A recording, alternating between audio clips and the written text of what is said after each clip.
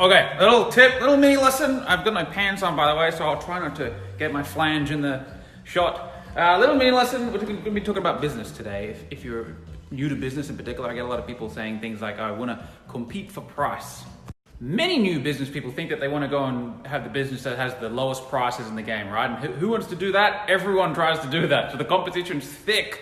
And so down at the lower price range, golly gosh, there's some competition. Who wins that game? The big fish.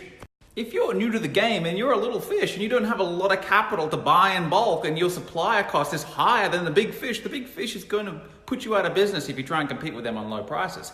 As a little fish, your strong suit is your attention to detail.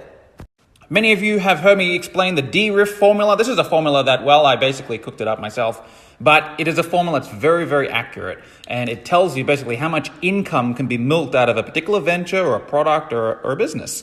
This is what it stands for. The D is the difference that you make in someone's life with the product that you sell them. Look, if you're selling someone a roll of toilet paper, it makes this much difference. If you're selling them something that's going to go and double their income, you can charge a lot more for that. That makes a bigger difference to their life.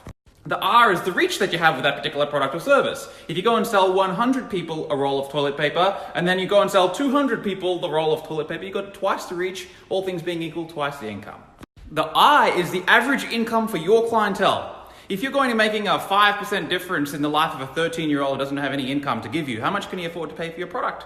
If you go and make a 5 or 10% difference in someone's life who makes $1 million a year, and then the F is the frequency of the service or of the sale. If you're going to make one sale a year, you'll make this. If you go and make 2 sales a year to the same person, all things being equal, you can charge twice as much. If you have a monthly ongoing, you can have 12 sales in a year. Now, when I take on a new business consulting client, I will nearly always go through this. Reason being is because it gives you a very hard and fast, concrete way to divvy up our game plan, our attack plan. Because D, for difference, we make a bigger difference to the client's life by focusing on the product, focusing on making that bloody thing the best product possible by putting heart and soul into the product, increasing and optimizing the product. R is reach. This is marketing. I is the average income of the client. This is going for a higher demographic of customer. A lot of businesses completely ignore that. Basically, this is what I want to talk about in today's little mini lesson. And then F is, this is the sales funnel and the follow-up process. If you do them all, golly gosh. Now, if you are in business, it would be wise to focus on all 4 of these things. Absolutely. D, you've got to have a bloody good product. R, you've got to be able to reach people. You've got to have sales and marketing. You've got to know how to sell yourself. I, you need people with income. Selling to homeless bums isn't going to be a profitable business. And F, you've got to have a bloody good sales funnel and follow-up system. You've got to be able to get customers and turn them into repeat customers. You've got to have a system for that. So you've got to focus on it all. The moral of this little mini lesson is to highlight to your awareness that I is a very significant one, income. And it's one that a lot of people overlook. They don't consider it. Maybe because they don't think that they can, or they think that they're not in the group or in the club or something. But the moral of today's lesson is, why not go after higher net worth individuals? Why not create a premium service?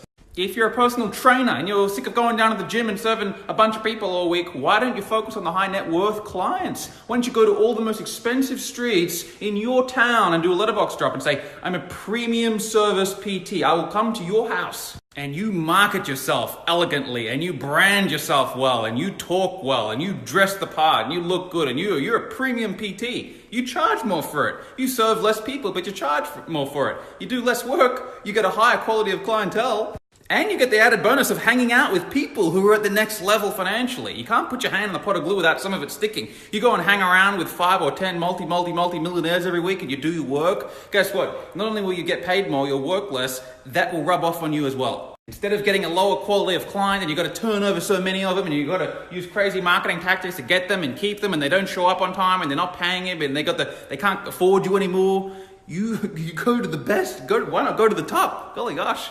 And it can work in any niche, in any market, whatever your gift is. You go and focus on that, but just focus on the next level up. Focus on the higher quality. You're a real estate agent. Instead of selling shitholes, go and situate yourself in an area, in a high quality area, expensive area, and go and sell the best houses. Or if you're a car salesman, why would you want to go and sell Toyotas and Kias when you could go and sell Porsches, Ferraris, and Lamborghinis? Look, the people who are selling the expensive cars, making more, doing less work, and they get the bloody perks. These bloody guys get flown all over the place. So I think you get the message. Moral of the story is, don't overlook the I. It's a very, very important component. The I.